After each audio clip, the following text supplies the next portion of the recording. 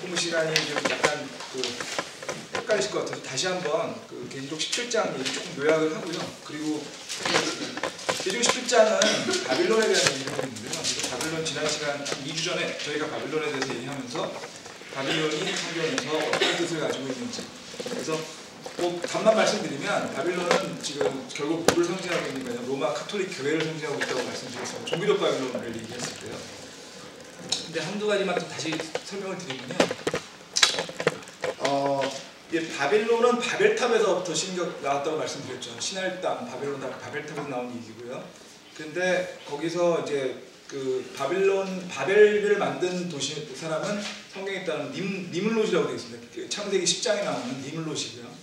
니물롯의 아내인 세미라미스라는 사람이 바빌론 신기종교라는 걸 만들었습니다. 그래서 신기종교를 만들었고, 니물롯 세미라미스하고 그 아들인 담무스가 바빌론 신기종교에서 굉장히 중요한 역할을 하고 있는데,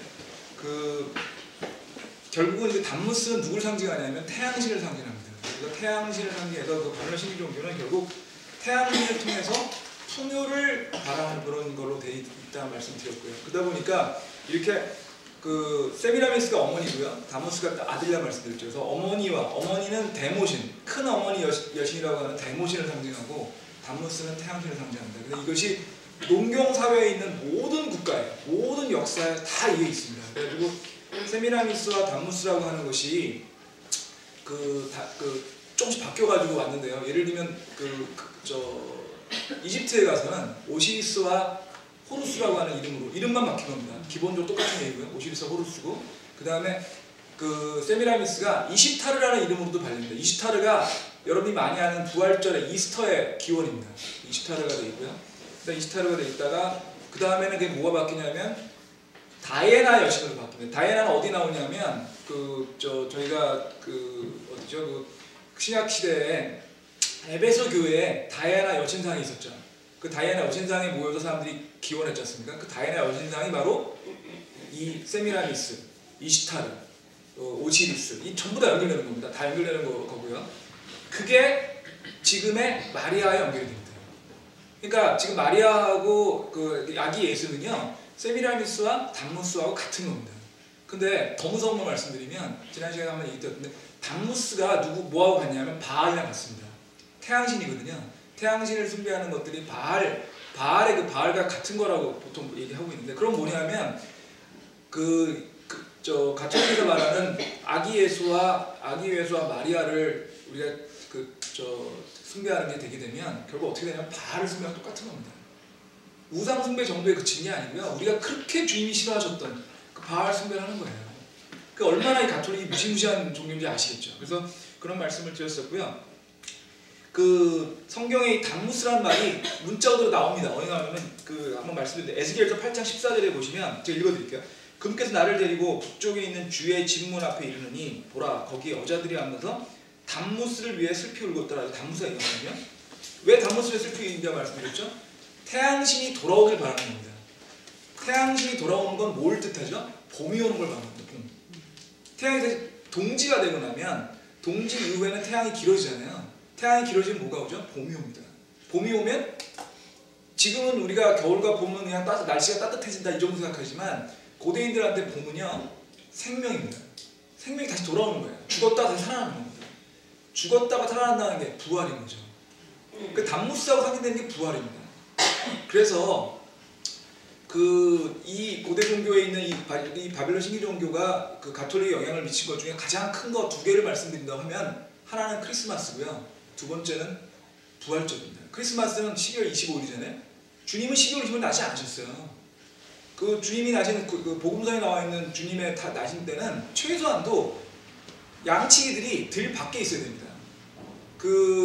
양치기들이 들 밖에 있을 정도면 가을은 돼야 돼요, 미니멈. 여름이거나 가을입니다. 아무리 늦게 봐도 늦가을입니다.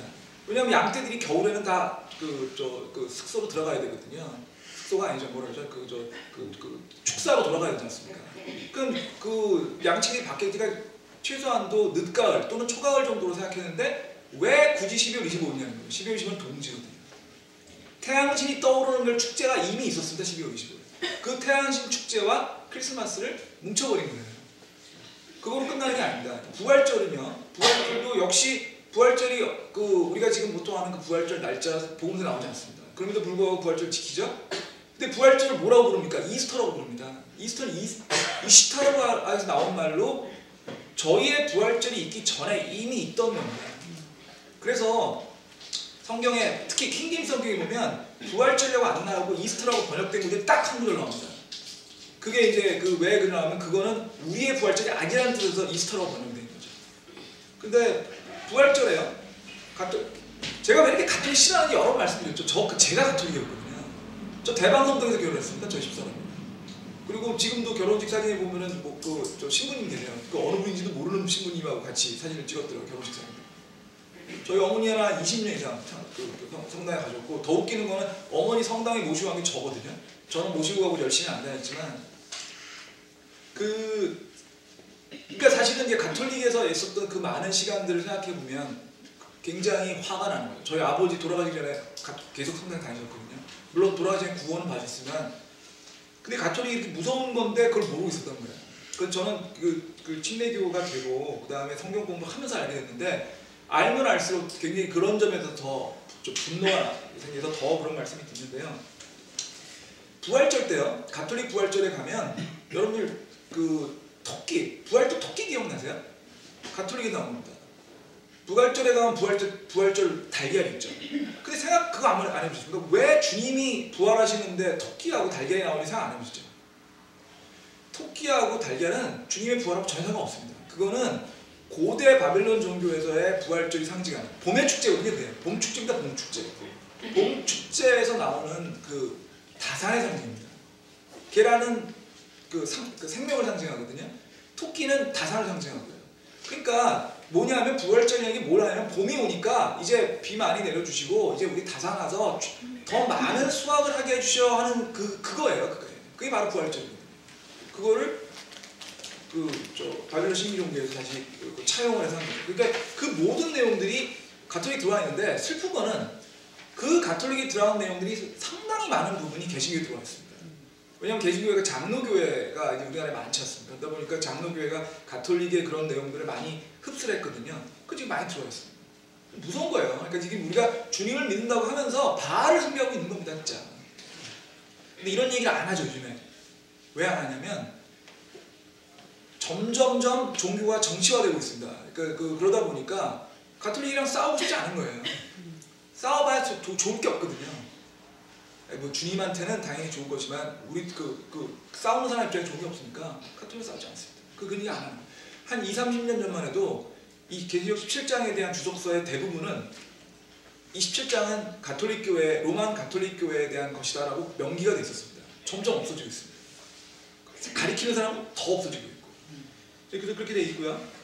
그래서 좀 더 설명을 드리면 월후르라고 하는 아주 유명한 신학자의 책에 있는 내용들을 보면 이런 바빌론 신기종교가요. 그 다음에 어디로 옮겨갔냐면 페르가몬이라는 데로 옮겨갔습니다. 페르가몬이 성경에 나오는 도시입니다. 버가모입니다. 버가모.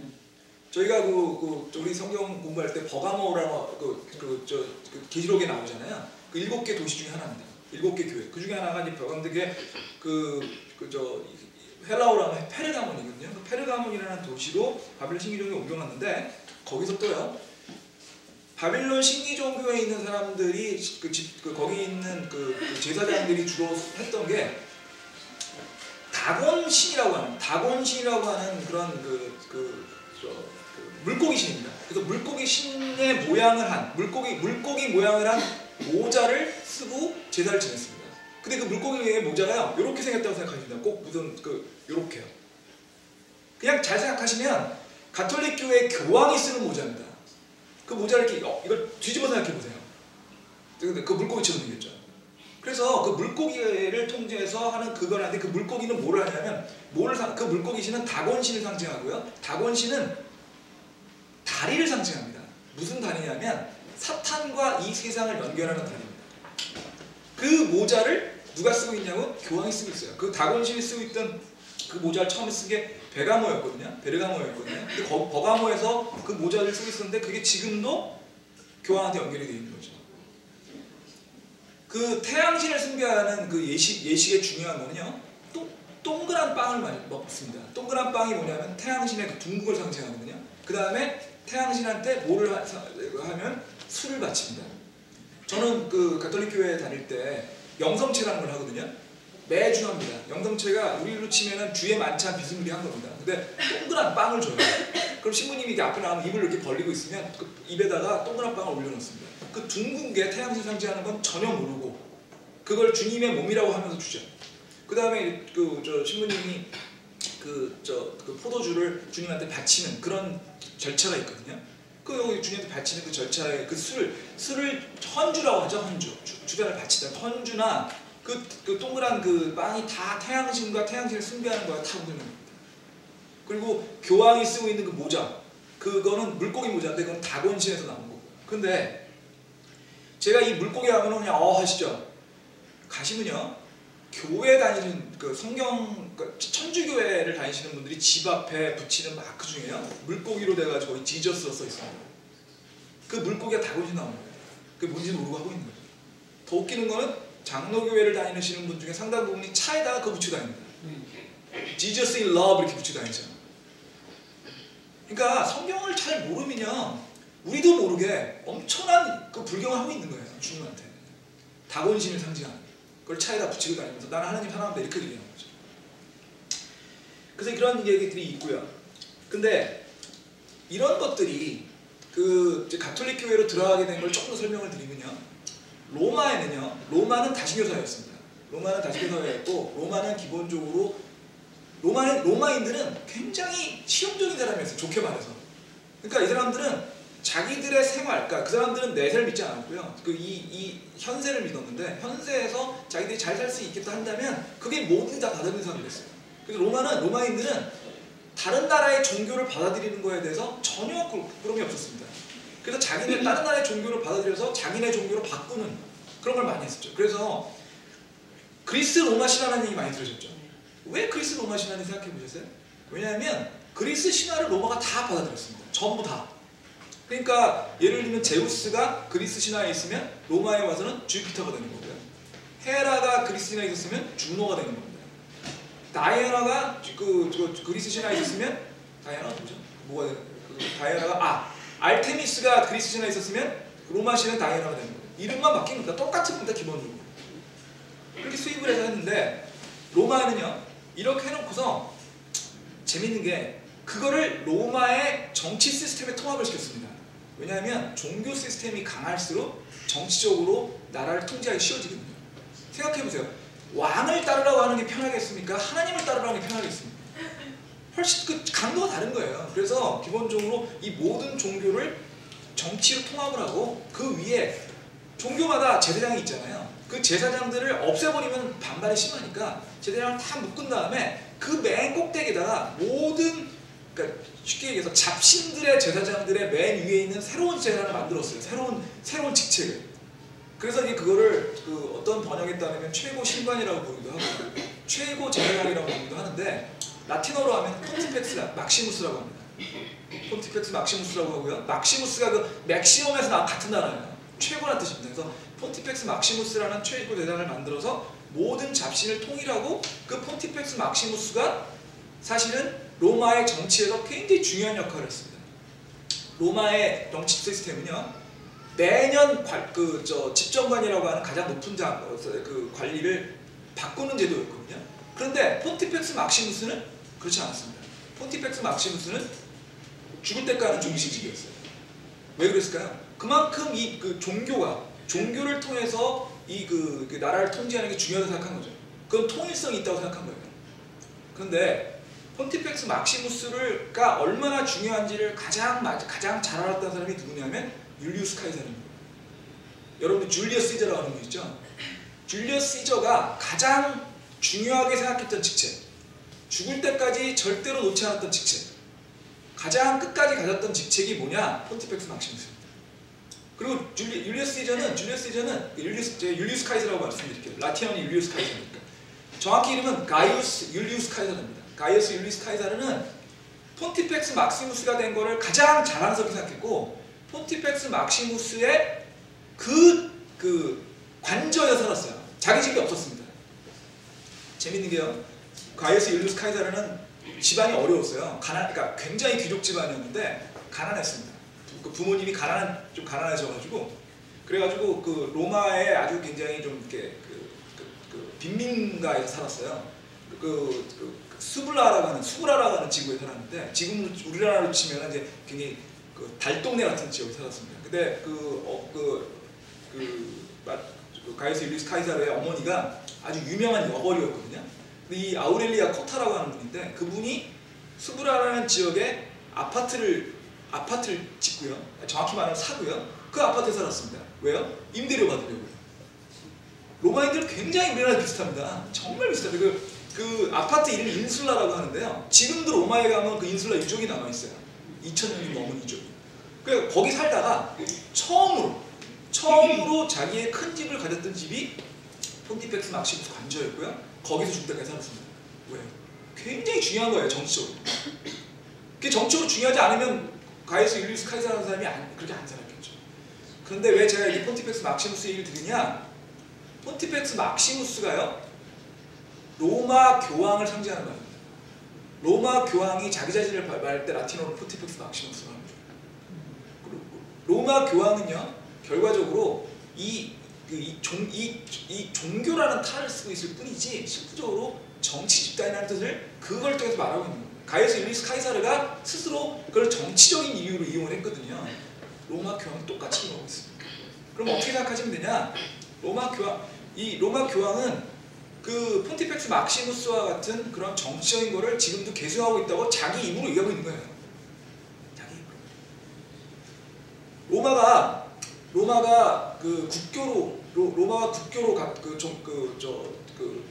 가톨릭을 받아들여가지고 가톨릭이 이제 그리스도교가 아니고요. 가톨릭을 받아들여가지고 가톨릭이 로마의 국교가 돼서 지금의 가톨릭이 있는 거거든요. 그 로마가 왜 이 가톨릭 받아들였냐면 그걸 통해서 정치를 통제하기가 용이했을 뿐입니다. 구원받아서가 아니에요. 다시 거듭나서가 아니에요. 그래서 처음에 가톨릭을 받아들인 로마 황제 이름이 콘스탄티누스 대제거든요. 콘스탄티누스 대제는 웃긴 거는 죽을 때 다시 세례를 받았습니다. 죽을 때. 그러면 죽기 전에 공인할 때 그거는 뭐냐는 거죠. 그때는 안 믿었다는 거죠. 쉽게 얘기하면. 그게 AD 310년이 있거든요. 제가 기억하기엔 313년인가 12년인가 하여튼 그런데 자기 죽을 때 세례를 받았어요. 그럼 죽기 전에는 뭐 했다는 거예요? 근데 왜 받아들였어요? 그거를 국교로 하는 게 가장 로마를 통치하기가 쉬웠던 겁니다. 로마는 무지무지하게 큰 제국이었거든요. 로마는 정말 큰 제국이었고 로마를 통치하는 거는 보통 일이 아니었습니다. 황제들이 로마를 통치하기가 정말 어려웠어요. 그래서 로마를 통치하기 위한 무슨 기본 이념이 있는 걸 필요로 했거든요. 그래서 가이우스 율리우스 카이사르는 폰티펙스 막시무스를 자기가 죽일 때까지 있었던 거고 가이우스 율리우스 카이사르의 양자이면서 최초의 황제라고 보통 불리는 정확히 말하면 가이우스 율리우스 옥타비아누스라는 사람이 있거든요. 아우구스투스라고 불리죠 보통. 아우구스투스라고 불리는 그 사람이 제일 먼저 자기가 했던 역할 중에 하나도 폰티펙스 막시무스입니다. 죽을 때까지 안 나왔습니다. 그 폰티펙스 막시무스와 같은 그런 개념으로 가지고 있다가 황제들이 계속 가지고 있다가 AD 312년인가에 콘스탄티누스에 도저히 그 기타 잡신으로 얘기가 안 되니까 자기가 폰티펙스 막시무스를 가지고 있던 그거를 가톨릭 하나 낀 거예요. 그냥 하나 낀 겁니다. 그러고 나니까 이게 당연히 가톨릭은 태생부터가 정치적인 집단일 수밖에 없는 거예요. 정치적인 거로 국교가 된 겁니다. 제가 지난주에 성기순례 드리면서 그랬지 않습니까? 웬만하면 가지 마시라고. 돈 내고 가실 만한 게 전혀 아니더라고요. 저야 출장으로 갔고 출장 갔다가 접대받은 거니까 어차피 그냥 갈 수도 있었지만 여러분 거기에 그 주님이 골고다 언덕 갈보리 언덕에서 돌아갔을 때 그거를 발굴해서 다 성당을 만든 첫 번째 사람이 누구냐면 헬레나라는 사람인데요. 그 헬레나라는 사람이 누구냐? 성 헬레나예요. 정확히는 성 헬레나, 엘레나라고도 부르고 헬레나라고 부르는데 그 성 헬레나는 누구냐면 지금 말씀드린 가톨릭을 로마의 국교로 말씀드린 그 사람 콘스탄티누스 대제의 어머니입니다. 그 어머니가 거기를 AD 300년 그때쯤에 이게 여기서 돌아가셨지 하고 거기다 하는 거예요. 조금만 생각을 해보시면 좀 이상하다고 생각하시면 됩니다. 물론 어느 정도 얘기 있는 데도 하겠죠. 하지만 조금만 생각해 보시면 왜 굳이 거기다가 꼭 하는, 그게 국교로 받아들였죠. 국교로 받아들이고 나니까 뭔가 그 국교의 구심점이 필요한 거예요. 구심점이 필요한데 그 구심점에다 제일 쉬운 거는 뭐냐면 주님이 낳으신 곳, 주님이 낳으신 땅, 거기를 성지로 만들어야 될 거 아닙니까? 그게 우상숭배하고 기본 개념이 똑같은 거예요. 똑같은 거예요. 그래서 만들어다 보니까 저는 그 성지순례 가서 느낀 건 뭐냐면 이게 그 가톨릭의 우상숭배의 시발점이 여기서 생겼구나는 밖에 느낌밖에 안 들더라고요. 저는 주님이 여기 돌아가셨으니까 그 돌아가신 거에 대한 그 느낌을 받는 건 좋은데 그건 예루살렘 전체로 충분하더라고요. 거기 가가지고 굳이 여기가 아니라 거기라는 확신도 없대요. 자기들이 그래요. 자기들이. 하지만 왜 했냐? 90개 필요하니까. 왜? 정치적으로. 이 모든 게 가톨릭에 녹아있어. 좀 더 얘기 나왔으니까 가톨릭 이왕 씹는 거 더 씹을게요. 그러니까 저희 집하고 저하고 저희 집사람하고 여행을 되게 자주 다니거든요. 저희 집은 가족끼리 여행 많이 다니는데 애들이 어렸을 때 이제 여행 가면 가장 좋아하는 데가 스페인하고 이태리입니다. 스페인하고 이태리 진짜 가볼만 합니다. 정말 가볼만 합니다. 그러니까 물가도 한국보다 싸고요. 음식 맛도 되게 좋고요. 날씨도 정말 좋고요. 사람들도 정말 좋고요. 정말 좋은 데입니다. 그러니까 정말 여행을 그렇게 가봐도요. 세계 제일 여행 가기 좋은 동네 중에 하나입니다. 그 동네.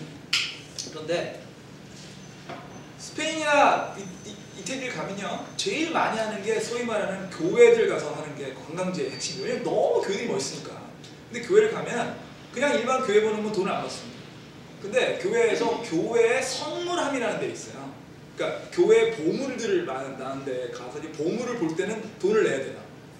그것도 지금 이제 그러지 않았지만 옛날에는 이제 뭐 돈 내니까 뭔가 있을 것 같지 않습니까? 돈 내고 들어갔죠. 들어갔는데 가면 어떤 게 있냐면 제일 대표적인 게 십자가들. 이제 뭐 금은 보석으로 한 십자가들 같은 것들이 많이 있습니다. 뭐 그런 것들은 뭐 그러려니 하죠. 보석들이 다 붙었고 뭐 세공은 되게 멋있게 했으니까.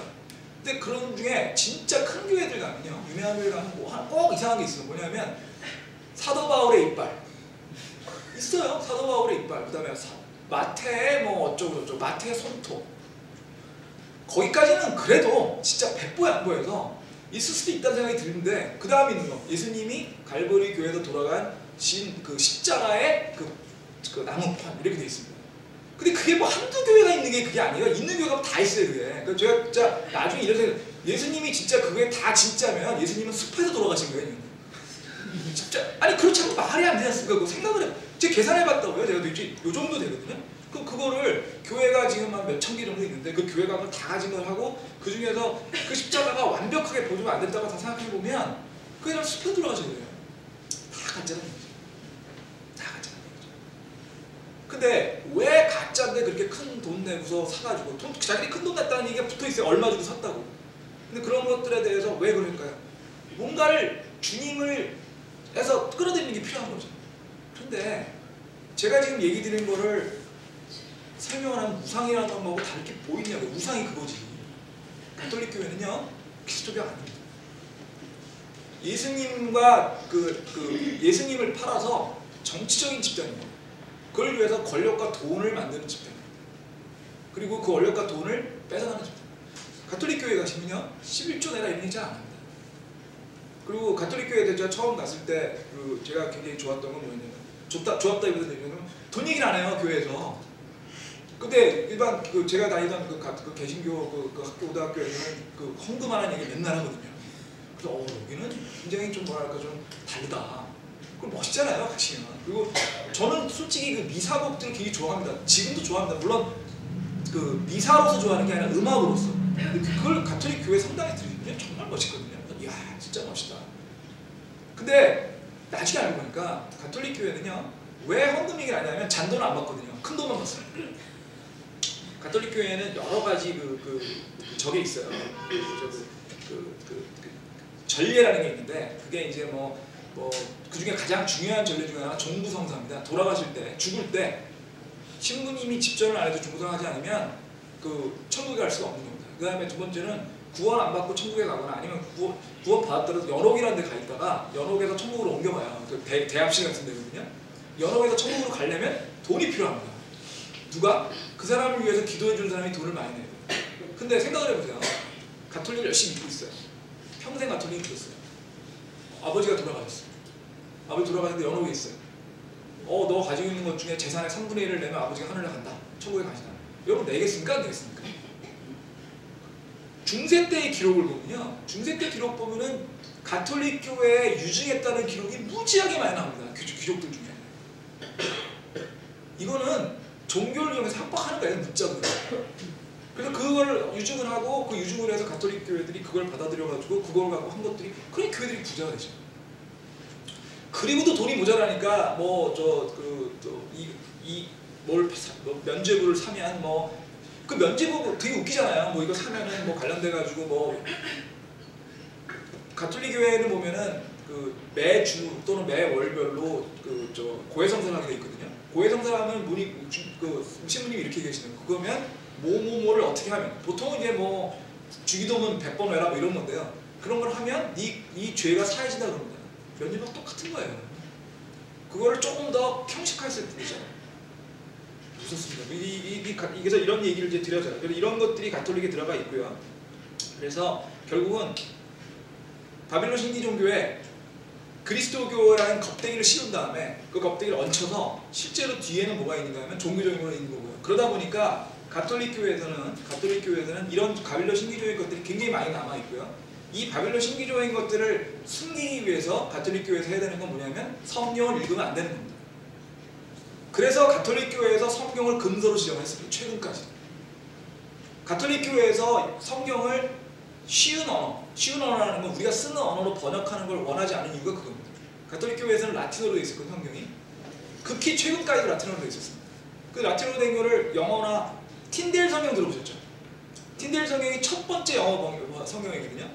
틴델 성경이 1611년 우리 킹제임스 성경이 어떻게 생각하면 좀 원조격이 되는 성경입니다. 그 다음에 이제 케임브리지와 옥스포드에서 그걸 번역을 했죠. 그런데 왜 그 번역 성경 하는데 틴데일이 불에 타 죽었거든요? 그러면 성경을 영어로 번역을 하는 틴데일이 아마 케임브리지 사람일 겁니다. 제가 요즘에 케임브리지에 관심이 많아가지고 케임브리지 관련되는 자료를 엄청나게 읽고 있는데 틴데일 케임브리지 사람이에요. 케임브리지 펜브록 칼리지가 하는 사람입니다. 근데 아니 왜 이 사람을 불에 타 죽였냐는 거죠. 성경을 번역했을 뿐인데 그거는 라틴어로 된 성경을 번역함으로써 일반인들이 성경을 읽는 걸 원치 않았다는 겁니다. 왜? 일반인이 성경을 읽으면 읽을수록 뭔가 이상한 걸 알거든요. 그렇기 때문에 구텐베르크의 인쇄기가 굉장히 중요한 거예요. 영어로 된 성경, 독일어로 된 성경, 그건 독일어 성경이에요. 독일어 성경을 모든 사람이 읽을 수 있게 해줬거든요. 독일어 성경을 모든 사람이 읽으면 어떻게 되느냐? 라틴어 성경을 아닌 걸 읽음으로써 가톨릭 교회가 가리키는 게 사기라는 걸 알 수가 있거든요.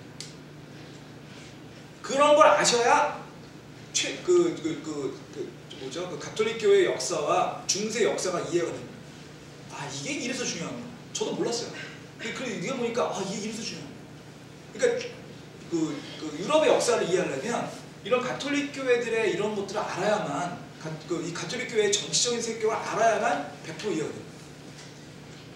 자 이제 좀 더 들어가면요. 이 바빌론이 아까 좀 얘기 드렸는데 바빌론이 이제 처음에 바빌론을 만든 사람은 님롯이고요. 님롯에 만든 바빌론을 가장 융성시켜서 바빌론의 세미라미스를 중교나 바빌론 고대 종교를 정착시킨 사람은 함무랍입니다. 함무랍이 BC 1800년대 사람입니다. 함무랍이 법전 만든 사람이고요. 그거는 구 바빌론 제국의 왕이었고 그 다음에 바빌론이 가장 융성했던 시기는 여러분이 잘 아시는 느부갓네살 왕의 시대입니다. 이 느부갓네살 왕은 BC 600년경 사람이고요. 601년에 나서 560년대에 돌아가신 분인데 이 느부갓네살 왕이 그 유다 왕국을 멸망시키고 유다 왕국을 시키고 했던 사람이죠. 유대인들을 전부 다 바빌론에 끌고 갔던 사람입니다. 바빌론 제국. 다니엘서에 보면 이렇게 돼 있어요. 다니엘서 읽어드릴게요. 다니엘서 4장 30절에 보면 왕이 말하여 이르기를 이 큰 바빌론은 내가 내 권능의 힘으로 건설하여 왕국의 집으로 삼고 내 위엄의 영광으로 삼은 것이 아니냐. 그때 내가 바로 느부갓네살입니다. 느부갓네살 왕이 얼마나 유명한 사람이에요? 느부갓네살 왕을 중심으로 한 오페라도 있는 거 아세요? 오페라 중에요. 굉장히 재밌는 게요. 느부갓네살 왕을 주제로 한 오페라는 이름이 나부코입니다. 나부코. 여러분 베르디라고 하는 유명한 그 오페라 작곡가가 있는데 베르디가 쓴 그 오페라 중에 나부코라는 게 있거든요. 나부코가 이태리어로 느부갓네살. 그 나부코 안에 나오는 굉장히 유명한 합창곡이 있어요. 히브리 노예들의 합창이라고. 그 히브리 노예 합창이 그거예요. 더 웃긴 얘기들은요. 세미라미스라는 오페라도 있는 거 아세요?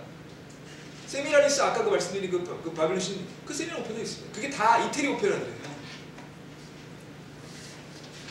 그 이태리나 이렇게 구교, 그러니까 가톨릭이 강한 데에는 머릿속 깊이 이 바벨론 고대 종교가 몸에 들어가 있습니다. 그쪽의 문화를 보면 이게 남아 있습니다. 그 저희 집 사람들은 저희 큰애도 그렇고 저희 집 사람들은 그 굉장히 박물관을 좋아해요. 가면은 박물관을 세계에서 유명한 박물관은 거의 다 가봤습니다. 그 중에서 박물관 하나가 갔다가 머리가 막 아팠던 박물관 하나 있는데 마드리드에 있는 프라도 박물관에 들어있어요. 프라도 박물관에 갔는데 그게 세계 5대 박물관쯤 되는데 프라도 박물관 갔는데 너무 괴롭더라고요. 박물관 왜 괴로운지 몰랐습니다. 나와서 생각해보니까 프라도 박물관에 있는 전시물의 80%가 가톨릭 성화예요. 가톨릭 성화 컬렉션으로 세계에서 제일 잘하는 데거든요. 가톨릭 성화만 한 4시간 보니까 어지럽더라고요. 근데 이유가 있는 것 같아요. 왜 그러냐면 그 프라도 박물관을 가고 나서 일주일 정도 뒤에 저희가 어딜 갔었냐면 암스테르담에 있는 릭스뮤지엄이라는 데 갔습니다. 암스트랑 국립박물관인데요. 릭스뮤지엄에 가서 똑같은 4시간 있었는데 한 4시간 더 있었죠? 그러니까 보통 가면 한 5시간 있으니까 거기는 하나도 안 힘들더라고요. 왜냐하면 릭스뮤지엄은 신교 국가거든요. 네덜란드니까 성화가 없는 거예요. 가톨릭 성화. 가톨릭 성화를 오래 보시면 한 4-5시간 이상 보시면 우울해집니다. 사탄적인 기운이 느껴집니다. 저만 그런 게 아닙니다. 저희가 식구들 다 그랬고 그런 느낌들을 많이 얘기를 하시더라고요. 뭔가 말이 가는 거기에 그 성화 안에 그런 것들이 숨어 있습니다. 하나 말씀드릴까요? 여러분 후광이라는 것들을 생각하시죠. 후광. 동그란 거. 왜 동그란 거 좀 이상하지 않으세요? 왜 예수님 뒤에 후광이 있을까요? 태양신 뒤에 있던 거예요. 여러분들 해를 등지고 서보세요. 해를 등지고 쓴 거를 뒤에서 보십시오. 그럼 머리 뒤에 무리가 생깁니다. 그게 후광입니다. 태양신, 그게 후광의 상징입니다. 그러다 보니까 후광이나 이런 것들 다 한 거 다 태양신 나옵니다. 그런 거를 그렇게 후광이 잔뜩 있는 그림을 한 4시간, 5시간 보시고죠. 정상적이라면 기분이 무뎌집니다. 정말. 그렇고요. 그래서 이런 바빌론이 이렇게 돼 있었고요. 그래서 스가랴서 5장 11절에 보시면 또 이런 얘기가 또 나옵니다. 이스라엘로부터 악으로 옮겨서 바빌론으로 가져가겠다라는 얘기가 나옵니다. 신할 땅이라고 나옵니다. 스가랴서 5장 11절. 오늘 시간이 없어서 이건 그냥 넘어가겠습니다. 시간이 있고요. 그 다음에 자 계시록 다시 한번 볼까요? 계시록 14장 보시겠습니다. 계시록 14장. 계시록 14장 8절 보시면 또 다른 천사가 뒤따르며 이르되 저 큰 도시 바빌론이 무너졌도다.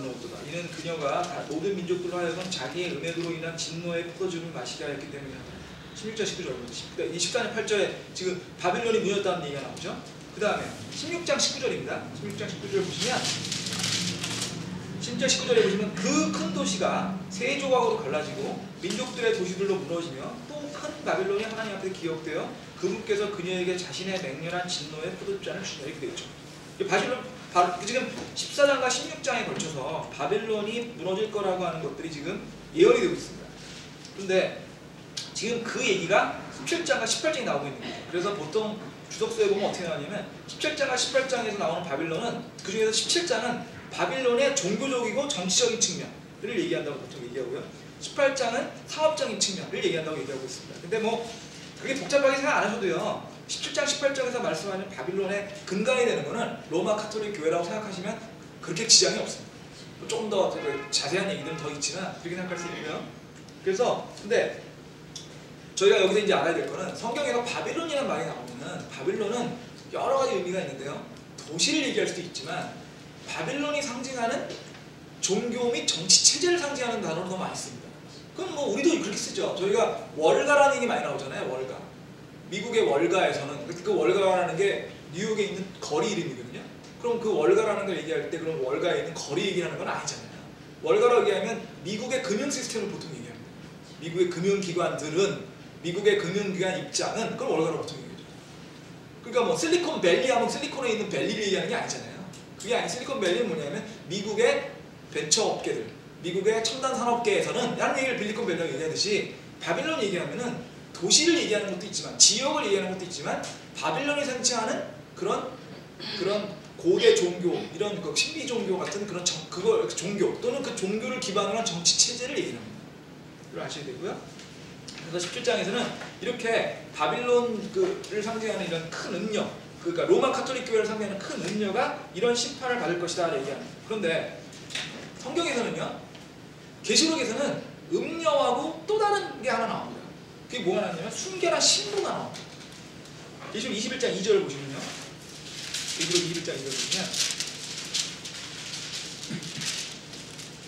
나 요한이 봄에 거룩한 도시 새 예루살렘이 신부가 자기 남편을 위하여 단장함과 같이 예비한 채 하늘에서 아버지께로 내려오더라 되어 있죠. 9절 보시겠어요? 9절 보시면 이리를 오라 내가 신부 곧 어린 양의 아내를 내게 보여주리라. 10절에 보시면 또 영화는 나를 데리고 크고 높은 산에 이르러 하늘에서 하나님께서 이루어오는 저 큰 도시 그 거룩한 예루살렘을 보여줍니다. 지금 이 새 예루살렘하고 순결한 신부가 나오죠. 근데 지금까지 우리는 큰 음녀와 바빌론을 봤습니다. 그러면 큰 음녀와 바빌론과 비교되는 게 거룩한 신부, 그러니까 순결한 신부와 새 예루살렘의 얘기죠. 그렇죠? 자연스럽게. 그러니까 그 바빌론과 음녀가 로마 카톨릭 교회와 타락한 교회를 상징한다면 거룩한 신부와 그러니까 순결한 신부와 예루살렘은 바로 진실로 주님을 믿는 사람들, 진정으로 주님을 받아들이는 사람들, 이런 사람들을 상징한다는 거죠. 그 두 개가 대치되고 있습니다. 그러니까 바빌론은 악을 상징하고 로마 카톨릭을 상징하고 생각하고 음녀를 상징하고 생각하신다면 신부와 예루살렘은 그 정반대인 주님을 믿는, 주님을 사랑하는, 진정으로 주님을 따르는 사람들이라고 생각하시면 이게 이제 더 재밌게 보일 수 있고요. 자, 그래서 지금 17장, 18장에서 뭐가 하냐면 새 예루살렘과 순결한 신부가 오기 전에 음녀와 바빌론에 엄청난 재앙을 써서 깨끗이 정리하시는 거예요. 정리를 쭉 하시고 그 정리하고 난 다음에 여러분 지금 새로 입주하려면 청소 쫙 하고 도배 쫙 하시는 거예요. 지금 다 쫓아내고 다 도배하시고 깨끗하게 한 다음에 그 다음에 이제 새로운 예루살렘과 그 신부가 거기 올 수 있도록 이렇게 얘기하시는 거죠. 자, 여기까지가 이제 그 계시록 17장 들어가기 전에 이제 저희가 이제 배경 설명만 여기까지 한 겁니다. 지금 얘기 드리고요. 자, 그럼 17장 1절에 보시면요, 또 7병을 가진 7 천사 가운데 하나가 와서 나와 얘기하며 내게 이르되 이리로 오라 많은 물들에 앉은 큰 음녀가 받을 심판을 내가 네게 보여주리라 돼 있죠. 지금 20장 9절에 보시면 음녀가 있고요. 그러니까 20장 9절에 보면 이제 어린 양의 신부가 나오는데 어린 양의 신부에 지금 음녀가 지금 대비돼서 나오고 있습니다.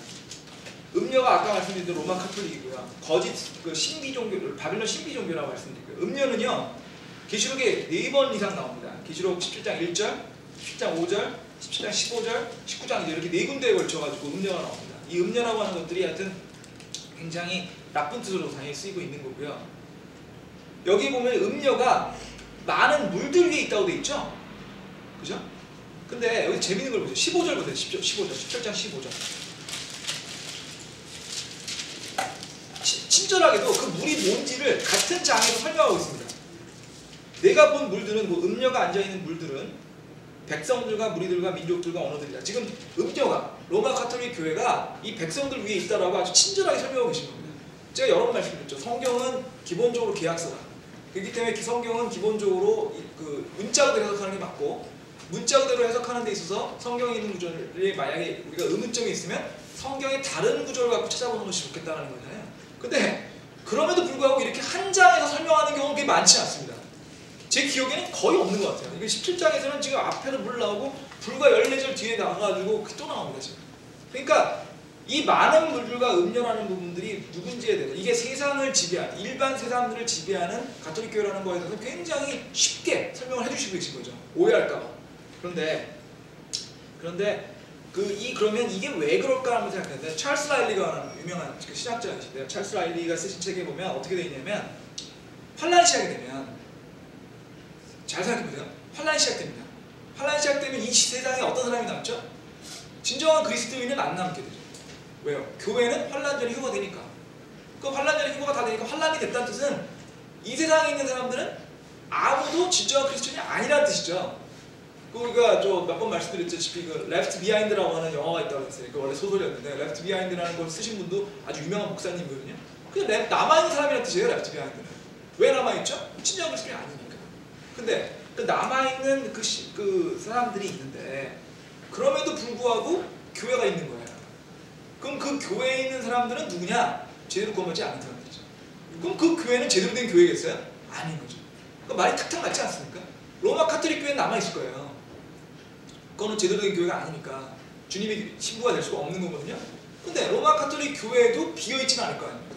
거기 많은 사람들이 있겠죠. 로마 카톨릭 교회에 있는 그 많은 사람들이 환란기에 있을 거라는 얘기죠. 그래서 그거를 음녀가 많은 물에 앉았다고 설명하고 있습니다. 환란기 안에, 라일리 설명에 의하면 환란기 안에 아마 더 많은 사람들이 교회를 갈 거다. 환란이니까 너무 힘드니까. 근데 그 교회는 어떤 교회냐? 잘못된 교회일 것이다. 그런데 그거를 지금 음녀가 그 많은 물들이 앉아있다고 설명하고 얘기하고 있거든요. 그러니까 지금 그 오히려 환란기가 되면 이런 거짓 교회는 더 융성할 겁니다. 생각해보세요. 굉장히 어려워진 시기가 오면 어려운 시기가 오면 누구한테 가겠습니까? 뭔가 의지하려고 할 거 아닙니까? 그 의지하려고 할 때 가장 많이 가는 게 교회야. 이 부분에 대해서 여러분들이 상상이 안 가시죠? 근데 이 세상이 얼마나 그 역사가 얼마나 실제로 이거와 비슷한 일이 있었습니다. 환란기와 비슷한 일이 유럽에 있었습니다. 어떤 거냐면 흑사병 시대입니다. 흑사병 시대. 흑사병이 뭐냐면 페스트거든요. 페스트는 그 원래 옛날부터 있던 병이긴 한데 가장 유명한 게 이제 그 14세기, 13세기, 15세기 정도에 유럽에서 아주 유행해가지고 유럽 전체 인구의 3분의 1이 죽었다고 나와 있습니다. 3분의 1. 근데 그 3분의 1이 안 죽은 동네도 있고 죽은 동네도 있고 섞여 있는 거니까 3분의 1이 죽었다 하면 그 사람들이 많이 죽은 동네는 다 죽었다고 보시면 돼요. 어느 정도냐면 그 흑사병 시대에 대해 있는 그런 그 설명을 보면 지옥이었다는 거예요. 지옥.